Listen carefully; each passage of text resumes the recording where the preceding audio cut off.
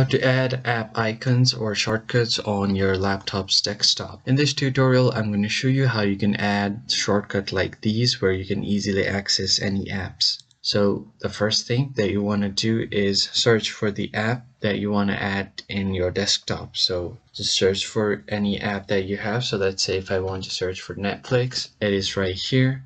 And you can just right click to see where the app is located. So I'm going to add a new app. So let's say it's the app called PyCharm. So I have this app right here, and you can just click on open file location. If you don't see this, you can right click to open file location like so. And from here, you can right click, then go to show more option and then send to. And from here, you can send to desktop. It will create a shortcut and it will be visible on your desktop.